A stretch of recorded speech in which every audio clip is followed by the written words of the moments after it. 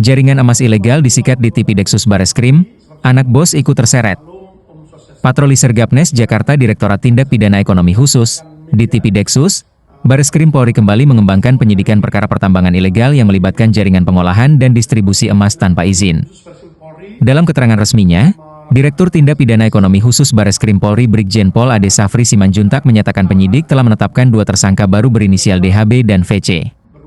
Penetapan ini merupakan hasil pengembangan dari perkara sebelumnya yang telah menjerat 3 tersangka lain, yakni TW, DW, dan BSW, yang lebih dahulu ditetapkan pada 27 Februari 2026.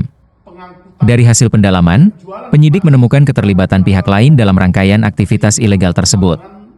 Berdasarkan alat bukti yang cukup, penyidik menetapkan 2 tersangka baru yang diduga kuat turut serta dalam kegiatan pertambangan tanpa izin dan tindak pidana pencucian uang, ujar Brigjen Pol Ade Safri.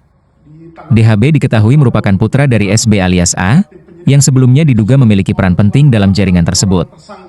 DHB menjabat sebagai Direktur PT Simbajaya Utama, PT SJU, pada periode 13 Agustus 2021 hingga 14 September 2022.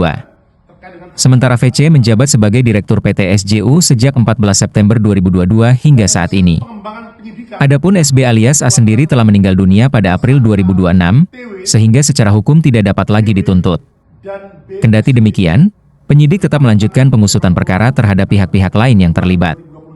Dalam konstruksi perkara, kedua tersangka diduga bersama-sama melakukan serangkaian aktivitas ilegal, mulai dari menampung, memanfaatkan, hingga mengolah dan memurnikan emas yang berasal dari pertambangan tanpa izin. Selain itu, mereka juga diduga terlibat dalam pengangkutan dan penjualan emas ilegal tersebut.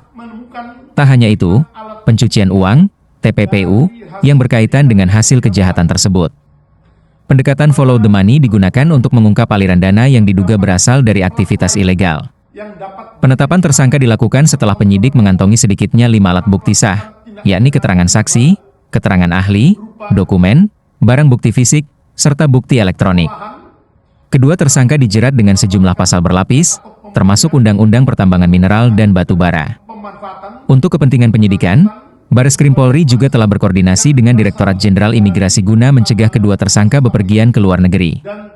Ade Safri menegaskan, negara tidak akan memberikan toleransi terhadap praktik pertambangan ilegal yang berpotensi merugikan keuangan negara dan merusak lingkungan. Dalam pengungkapan perkara ini, penyidik turut bekerja sama dengan Pusat Pelaporan dan Analisis Transaksi Keuangan, PPATK, untuk menelusuri transaksi keuangan yang mencurigakan.